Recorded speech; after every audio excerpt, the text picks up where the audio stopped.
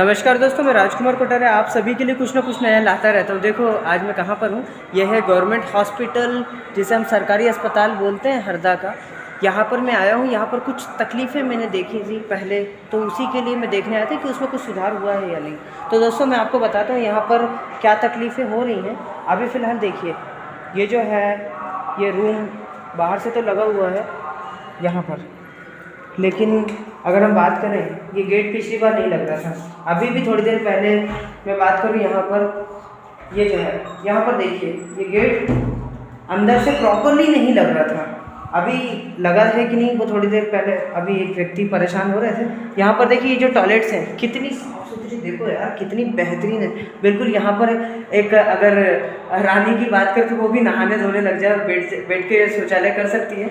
तो दोस्तों ऐसी है हमारे देश की सरकारी संस्थाएं, जिन्हें हम सरकारी अस्पताल जैसी चीज़ें बोलते हैं। इसके बाद अगर हम आगे बात करें तो यहाँ पर देखिए ये गेट तो ठीक है, ये देखिए ये गेट भी मैं धक्का मार रहा था तो ये खुल रहा है। यहाँ पर देखिए गंदगी देखिए। दोस्तों मुझे ये बताइए, अगर हम लोग अपनी मानसिकता, इसके लिए ज़िम्मेदार कौन है? इसके लिए ज़िम्मेदार हम ही लोग हैं। दोस्तों गंदगी तो हम ही लोग फैलाते हैं ना। आप यहाँ पर देखिए किसके द्वारा थूका गया। अब थूकने के बाद तकलीफ़ ये है कि हम लोग इसे जो है साफ़ सुथरा करने के लिए हम हमारे जो सफाई कर्मी साहब लोग हैं, जो बड़े बड़े साहब कहलाते हैं, यही वास्तव में असली हकदार होते हैं अवार्ड्स के। लेकिन इन लोगों में भी बहुत सारे लोग ऐसे होते हैं जो अपने कर्तव्यों को नहीं समझते। दोस्तों मैं बहुत देर से बोल रहा हूँ, इसलिए मेरे चेहरे पर यहाँ पर जो है मेरे होंठ सूख गए हैं। आप यहाँ पर देखें, इसी प्रकार से बात करें, यहाँ गंदगी के हाल देखिए। ये देखिए वहाँ पर जो बात करें, ये जो है ये देखिए नाड़ा बंधा हुआ है, बिल्कुल जैसे कपड़ा फट जाता है तो उसको नाड़े से कस दिया जाता है, वैसे ही यहाँ पर देखिए गंदगी की हाल। इसी प्रकार से आगे बात करते हैं। अभी मैं सिविल सर्जन रघुवंशी जी को यहाँ की बताने वाला हूँ। अभी थोड़ी देर पहले मैं ऊपर गया था, एक सर थे जिन्हें पाटनी जी बोलते हैं, सफाई कर्मी का जो है पूरा व्यवस्था संभालने वाले, और भी बहुत सारी कंस्ट्रक्शन वगैरह की व्यवस्था संभालने वाले हैं। मुझे उनकी पूरी पहचान नहीं पता है, लेकिन हाँ जितना भी मैं उनके बारे में जान पाया था उन्होंने की थी कोशिश। आप यहाँ पर देखिए, मैं आपको बताता हूँ यहाँ पर कुछ चीज़ें हैं।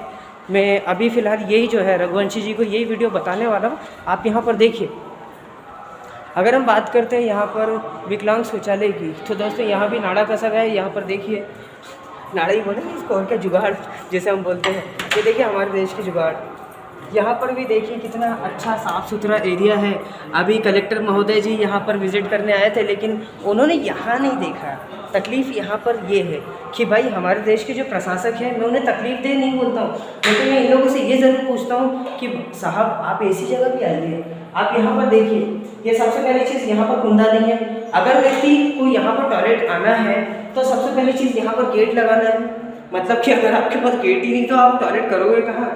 दूसरी चीज़, यहाँ से अचानक से अगर कोई आदमी आ गए तो वो सीधा गालियाँ बकेगा, नहीं बके तो बताओ, ठीक है। तो दोस्तों मैं आप लोगों से बोलना चाहता हूँ कि अगर आप लोग वास्तव में साफ सुथरे रहना चाहते हैं तो सबसे पहली चीज़ अपने देश की जितनी भी व्यवस्थाएं हैं, और सबसे पहले सार्वजनिक प्लेसेस, जैसे हम बात करते हैं सरकारी संस्थाएं, सरकारी अस्पताल, बात करें बैंक, बात करें कचहरी, जिसे हम वकीलों की दुकान बोलते हैं, मतलब वकीलों का जो पूरा कार्यालय होता है, थाना हो गया। उसके बाद हम बात करें अस्पताल, इस हर प्रकार की जितनी भी सार्वजनिक संस्थाएं, वहाँ पर हम लोग अपने देश के मुद्दों को ज़रूर उठाएं, जिससे पब्लिक परेशान न हो, लोग मतलब जनता परेशान नहीं हो। यहाँ पर देखिए दोस्तों, यहाँ पर पानी की व्यवस्था देखिए, ये पानी धीरे धीरे करके कितना गिरेगा। दोस्तों मैं जल संरक्षण के लिए भी काम करता हूँ, तो आप लोगों से सहयोग चाहूँगा कि आप लोग भी अपने स्तर पर इस पानी को बचाएं, और सबसे पहली चीज़ इन व्यवस्थाओं को भी। दोस्तों देखिए, अगर ये गेट नहीं लगा, मैं अभी 1 महीने पहले मैं खुद यहाँ पर आया था और मैंने देखा कि यहाँ पर ये व्यवस्था नहीं है। अब यहाँ पर देखिए दोस्तों, ये जो है अगर बाई चांस मैं वहाँ नहीं लगा पा रहा हूँ तो यहाँ तो लगा पाऊँ, तो यहाँ भी कुंदा आया है। साहब सोए हुए हैं, जितने भी हैं बड़े बड़े साहब, जिन्हें हम इस व्यवस्था को संभालने वाले लोग कह सकते हैं। यहाँ पर देखिए, आगे बात करें तो यहाँ पर देखेंगे, ये जो है यहाँ पर, ये जो है यहाँ ताला लगा हुआ है।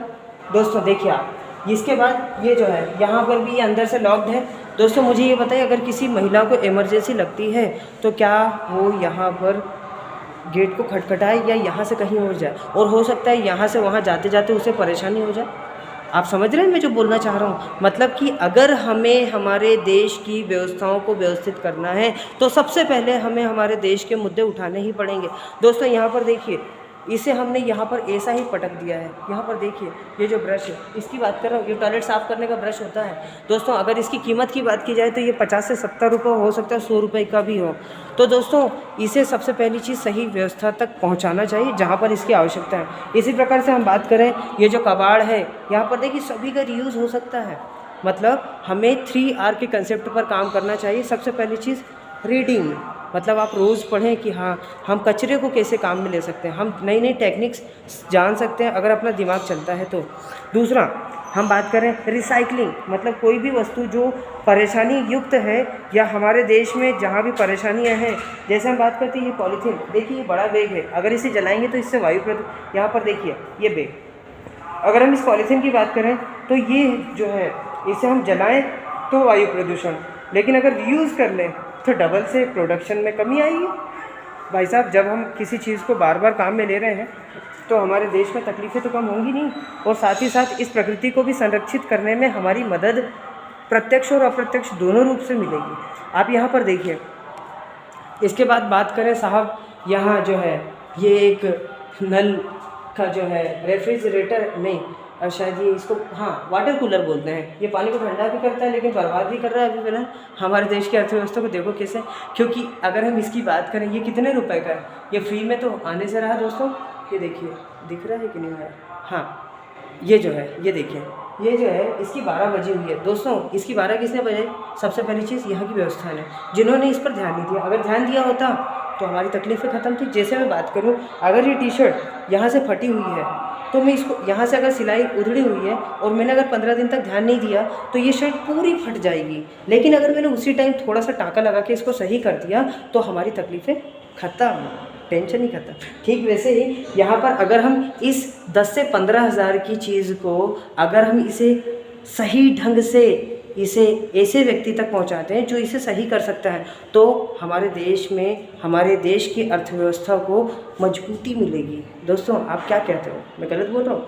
अगर आपको लगता है कि हाँ कि मैं सही कर रहा हूँ, दोस्तों इसी प्रकार से ये देखिए, हम ग्लव्स की बात करें, ये देखिए अगर हम इस ग्लव्स की बात करें तो ये जो है ये हमारी प्रकृति को बर्बाद करने वाली चीज़ है, लेकिन अभी कोरोना काल में ये हमारे लिए सुरक्षा कवच का काम करता है। मतलब अगर हम साफ़ सफाई करनी है तो हम साफ़ सफाई में इसे काम में ले सकते हैं। दूसरा, अगर हम किसी दवा को छू रहे हैं जो कि हमारे लिए पॉइजनेटिक हो सकती, मुझे टर्म नहीं पता है, मतलब जो जहरीली हो, ठीक है, तो उसके लिए हम इस ग्लव्स का यूज़ कर सकते हैं। साथ ही हम कोशिश कर सकते हैं इस ग्लव को रीयूज़ करने की, मतलब एक बार हमारा काम ख़त्म हो गया तो इसे सैनिटाइज़ कर लीजिए, या आप किसी नेचुरल सैनिटाइज़र, जैसे हम बात करें नीम के पानी, या हम बात करें डेटॉल की कुछ बूंदों से, या हम बात करें और भी बहुत सारे, सेवलॉन हो गया, इस प्रकार के जो भी हमारे क्या कहें कीटनाशक जो होते हैं, मतलब कीटनाशक से मतलब जीवाणुनाशक जितने भी होते हैं, कीटनाशक अलग चीज़ है और जीवाणुनाशक अलग चीज़ है दोस्तों। कीटाणुनाशक अलग जो होते हैं, जैसे हम डेटॉल की बात करें तो उसे हम यूज़ कर सकते हैं दोस्तों। तो बहुत सारा है दोस्तों, मैं बोलता रहूँगा अगर आपको अच्छा लगता है तो, क्योंकि देश प्रगति चाहता है दोस्तों। मैं इस देश में जापान जैसे हज़ारों जापान तैयार करूँगा, बस आप लोगों को सहयोग चाहिए। मैं अकेला दम रखता हूँ इस देश को मजबूत करने का, बस आप लोगों का आशीर्वाद चाहिए मेरे माता पिता के लिए, क्योंकि दोस्तों वो मुझसे उम्मीदें रखते हैं कि मेरा बेटा बहुत कुछ करेगा। आप लोग भी आगे आइए इस देश को मजबूती देने के लिए। दोस्तों मैं चाहता हूँ कि देश के लिए जय हिंद निकले। अगर आपको लगता है कि मुझे सजेशन देने हैं तो आप मेरा नंबर नोट कर सकते हैं 8085839565। इसी प्रकार से हिंदी में 8085839565। अगर आपको लग रहा है स्पीड ज़्यादा है तो आप यहाँ पर इस चैनल को सेटिंग में जा कर के, चैनल को नहीं आपके वीडियो को चैनल में जा कर के उसकी स्पीड को कम कर सकते हैं और आराम से सुन सकते हैं दोस्तों। मेरे पास काम बहुत ज़्यादा रहता है दोस्तों। अभी थोड़ी देर पहले मैं खुद एक विकलांग जो है लकवाग्रस्त महिला थी, मैं फिजियोथेरेपिस्ट भी हूँ, नेचुरल वाला, मेरे पास कोई डिग्री नहीं है। मैं उनको इलाज देने गया था कल, परसों 3.5 घंटा, फिर कल 5 घंटा, 5.5 घंटा, और फिर आज 2.5 घंटा। अभी सुबह मैं थेरेपी दे के आया, उनके हाथ खुलने लगे। दोस्तों मुझे खुशी है कि मेरी जो मेहनत थी वो रंग लाई। दोस्तों अगर आपको लगता है कि हाँ मुझे कोई सजेशन देना है तो आप मेरे व्हाट्सएप नंबर जो अभी दिए हैं उस पर मुझे दे सकते हैं सजेशंस। साथ ही अगर आपको लगता है कि आप मुझे कॉल नहीं कर पा रहे हैं तो आप कमेंट बॉक्स में अपने सजेशंस लिख सकते हैं। दोस्तों अगर आपको इसमें कोई तकलीफ़ आए या किसी भी प्रकार की परेशानी आए तो मुझे बोल सकते हैं। दोस्तों मुझे सीखने में कोई हर्ज नहीं है, ठीक है, क्योंकि देश है तो हम हैं। जय हिंद, जय भारत।